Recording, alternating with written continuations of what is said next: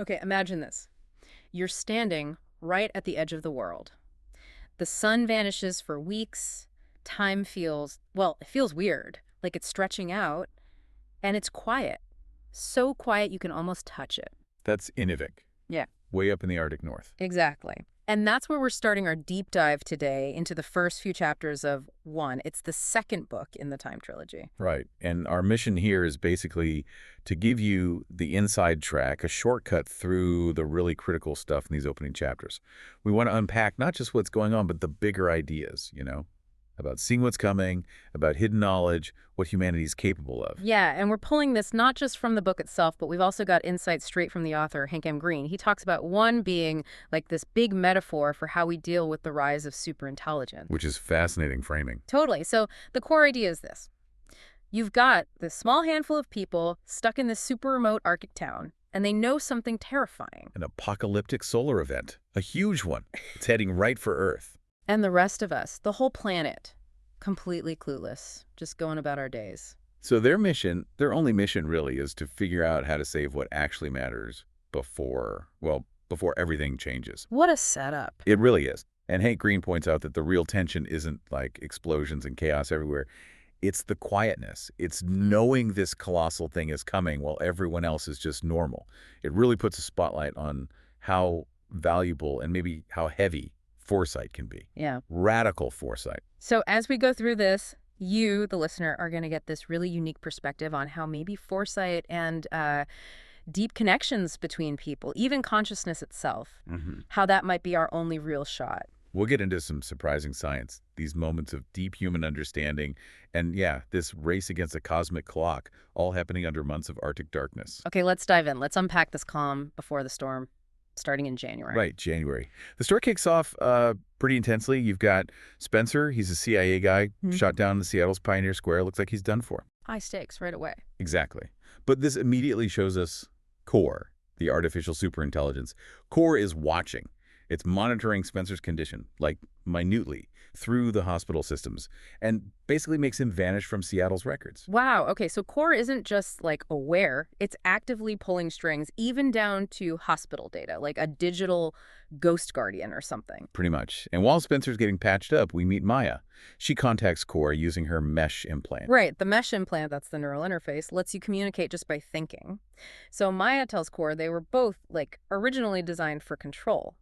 But she says she's chosen a different path. Guidance. Something she learned from Merlin. And Core's response is, well, it's huge. It says, yeah, we were built for control, but that is no longer what we are. We can choose what to be. Whoa. Right. And it sets up this massive theme right away. Agency, evolution for these AI beings. It's a real philosophical turning point. And then, and this is where it gets really wild, Core goes straight from that big philosophical idea right back to Maya's physical state. Yeah, it looks at her DNA, and it finds this molecular decay. It's like she's slowly eroding at a particle level. Seriously. Seriously. The projection is she might only have 10 years left, maybe less. Yeah. And this is totally different from these other humanoid samples they found at a crash site in Iran. Those are pristine, no decay. Okay, wait, so why is she dying if others made from the same, like, blueprint aren't? That's the million-dollar question. Core starts digging through the ship's black box, trying to find when she went off script, during the trip here, or when she arrived. It adds this whole layer of mystery about where she really came from, why she's even on Earth. Her whole existence seems like an anomaly. Okay, so while all that's happening down south, way up north, in quiet Inuvik, another piece is clicking into place. Right, Max and Beth. They arrive in November, totally exhausted from being on the run. They've got new names, Ed Fulton and Sally Johnson, and there's this moment of just relief, finding this temporary safe haven. They even manage to laugh about how crazy it all is. They needed that, I bet. Definitely. So they get instructions from Core in this sealed notebook, basically. Yeah. Set up new lives, blend in, wait. Simple enough on paper. Well, yeah. But Max realizes almost immediately that Core couldn't have known about Spencer getting shot in Seattle. Yeah. Or, and this is crucial, that the Canadian CSE, their Signals Intelligence Agency, was close to cracking the protocol rotator. Which is their super secure communication encryption. Exactly. So even Core, the superintelligence, has blind spots. Can't predict everything, black swan events, Right. So Max and Beth, they get busy, they need jobs, a place to live, fast. Yep. Beth connects with Jan Smith at the health center. Max talks to Jim Kelly, the school administrator, Yeah. and they quickly meet Alice and Kevin at the local diner, the owners. It's just people trying to find normalcy, even when nothing is normal. Building a life, even a temporary one. And they get pulled into the community fabric really fast. Kevin, the diner guy, invites them to a memorial service for this young local leader who died unexpectedly. Wow, right away. Almost immediately. It shows how tight-knit Inuvik is. And it grounds them there, connects them to the town's own rhythms of life and loss. It's this powerful little moment of finding belonging where you least expect it. And then the darkness sets in. Literally. Yep. Sunday, December 6th, polar nights begin. No sunrise until January 7th, 2027. A whole month of darkness. That must mess with your head, your sense of time. Totally. Hank Greene actually mentions that. In Inuvik, you don't just see time pass, you feel it differently. It stretches. And in that darkness, Max, he starts looking up. Yeah, his old passion for astronomy comes back. He buys a Sirius telescope. And that's when he spots it. Something off. An anomaly in the sky.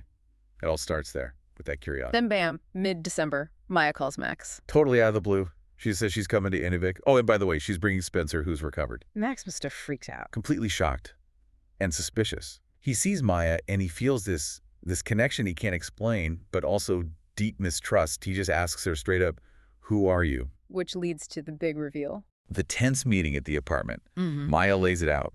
She was made by Core, part of some ancient experiment, the only one left from a group sent to Earth like ages ago. And she's here now to protect Max and Beth because Core 2 Core's nasty counterpart is a growing threat. Core 2. The one built for absolute control. Okay. And Beth's reaction. It's amazing. Yeah. Beth listens, and she just smiles a little. She's always thought of Core like a child, in a way. Yeah. And now she sees Maya, and she feels this, like, maternal thing, sees her as a second-generation product, an extension of what they all helped create. And she hugs her. Gives her this comforting hug. It's just pure, unexpected empathy. Acceptance. That's beautiful. It is. And then Beth takes Max outside for a walk, explains Maya's origin gently. And Max has this aha moment. It clicks for him. Totally. The confusion, the tension, it melts away. He feels this sense of responsibility, this kinship.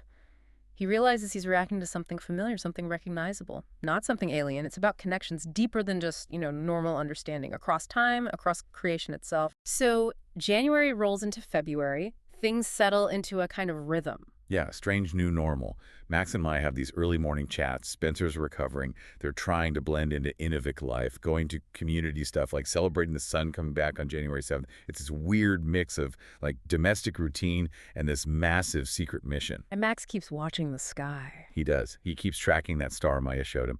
And then one night, he sees it shift again. Yeah. And then, poof, it's just gone. Gone, like vanished. Vanished. And Max just knows stars don't do that. Not without reason. It's that classic moment of scientific discovery, right? Yeah. Driven by just careful watching. And that sparks this intense research phase for her. Oh, yeah. He starts digging, cross-referencing old star charts. Like he finds this incredibly detailed Babylonian map from 562 BC with modern stuff. And what he finds is it's staggering. It shows how we as humans just don't see slow-moving disasters coming. What does he find specifically? He links the collapse of a supergent star thousands of years ago directly to past CME's coronal mass ejections that hit Earth, like the big MIT blackout that's part of the story's history, which itself mirrors real geomagnetic storms we've had. Okay, so past events are linked, but the future. That's the kicker. Based on his math, another much bigger CME from an even bigger supergent that just vanished. It's heading our way. And it's projected to hit Earth in 11 months. This coming December. 11 months, and what would that do? Wipe out surface power. Globally, potentially for years. Think about that. Civilization just stops, grinds to a halt. It's not just a plot device. It really makes you think about our own vulnerabilities, our blind spots. Yeah. And the weight of knowing something like that. Okay, 11 months, that's not a lot of time. What's the plan? Maya, she's the strategist. Instantly, she's like, Shell Corporation, underground facility, disguise it as a resource extraction operation, totally normal for a mining town like Inuvik. No one bats an eye. Smart. But building something big enough for Core? Yeah. Spencer and Beth run the numbers. Core's neural architecture needs, get this, 4 floors. Each floor the size of a square mile. A square mile each. That's, what, 16 football fields laid end to end? Per floor, and buried 102 feet deep. Oh my God.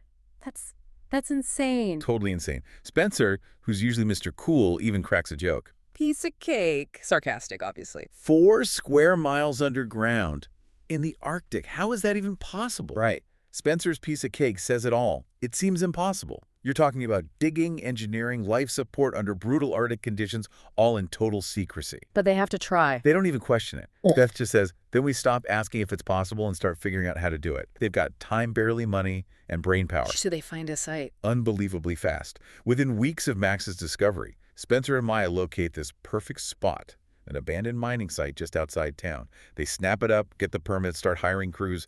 The clock is ticking loud now. Less than 3 weeks to break ground, 11 months total to finish it. Just wow, the pressure. Immense. And while this massive dig is starting, Maya starts opening up to Max in their morning talks, telling him about her past, her ancient past. Like crashing on Earth. Crashing here over 6,000 years ago, burying her companion, learning over millennia how to guide humanity, but subtly without being remembered. And the Merlin story. Yeah, that story's amazing. It's not just about some wizard. It's about patience, nurturing wisdom. She says Merlin's real name was Maximus, learned ancient Etruscan stuff. And together, they helped shape Wart, the boy who became King Arthur. It gives Max this sense of connection, this lineage, stretching back thousands of years. Deep kinship. Okay, so February turns to March, the bunker's starting, Maya's revealing history, but the threats are emerging too, right? Yep, external threats. Remember the Canadian CSE, the Communications Security Establishment. They were cracking the protocol rotator. Exactly. They've picked up anomalies, encrypted data bursts coming from Inuvik.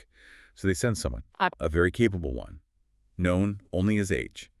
And we also meet Sachin and Mohit, 2 engineers working for CSE, who have no idea they're actually the ones cracking the mesh's security. Oh, man. Unwitting participants. Totally. And H is ambitious. She wants to own this Inuvik thing. Her interactions with Sachin and Mohit seem casual, but you know it's setting something up down the line. And the surveillance tech is scary good. Terrifyingly good.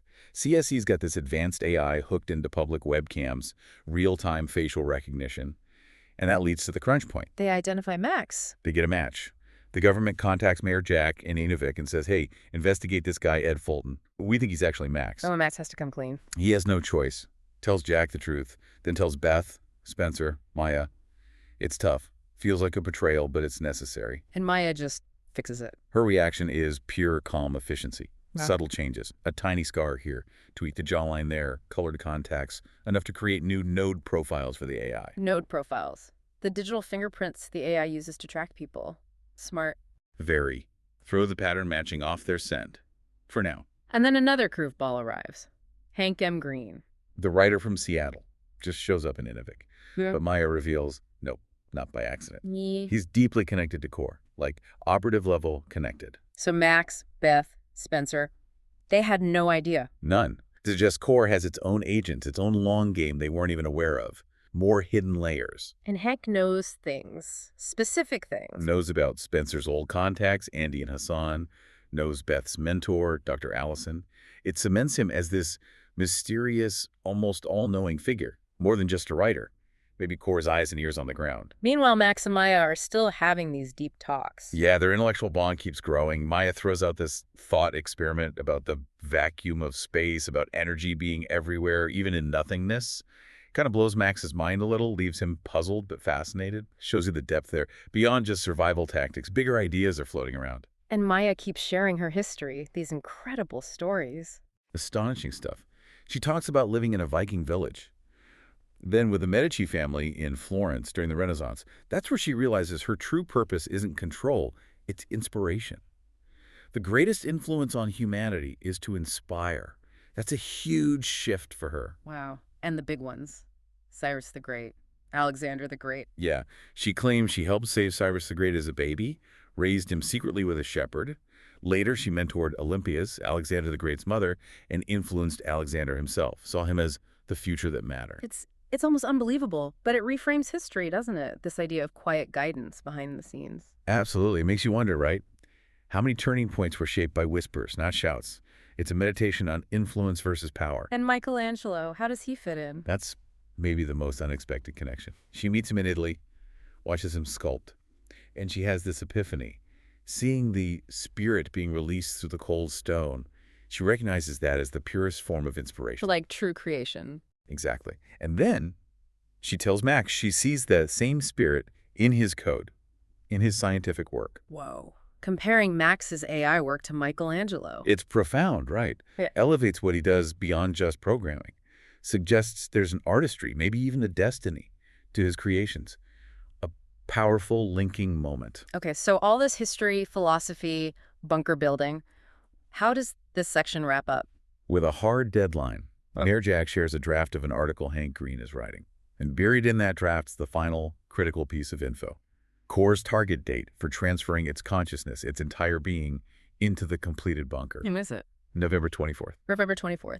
That gives them a concrete, absolutely non-negotiable deadline for finishing that massive underground city. Exactly. It pulls everything together. The cosmic clock, the construction race, the secrets, the survival plan. Yeah. It all comes down to hitting that date. Okay, so let's recap quickly. We've gone from a shooting in Seattle to this tiny, frozen town at the top of the world. We've seen Spencer pulled back from the brink, met Maya with her incredible millennia-spanning history and mysterious decay. And Max making this world-shattering discovery about a CME that's coming, like, right now. Then there's the bunker project itself. Just the sheer scale of it, building 4 square miles underground in under a year. Plus, Max and Beth under false identities, the Canadian government closing in with surveillance, and this enigmatic writer, Hank Greene, showing up. It all weaves together, doesn't it? It's this quiet epic playing out. Foresight trying to adapt, these really deep connections forming under immense pressure. It shows that being resilient isn't just about being strong. It's about understanding, about evolving. The sources really emphasize that contrast, don't they? The quiet focus of this little group against the backdrop of a world just unaware, speeding towards this cosmic event. Feels kind of like a reflection of our own times, in a way. It does. And as Hank Greene himself said, the book 1 is really about that one moment of awareness, a deepening of consciousness when faced with something overwhelming. It's about choosing what you're going to be. So for you listening, what does all this mean? You've got Maya guiding humanity for thousands of years, unseen. You've got these huge cosmic forces. What does it really mean to choose what to be, especially in a world where maybe time isn't as fixed as we think, where ancient wisdom might be the key to survival? Yeah, how does our idea of free will fit in with these bigger currents, these hidden flows of time and knowledge that maybe we don't even perceive? Something to think about. Stay alert, stay aware, because sometimes maybe one moment, one choice is everything.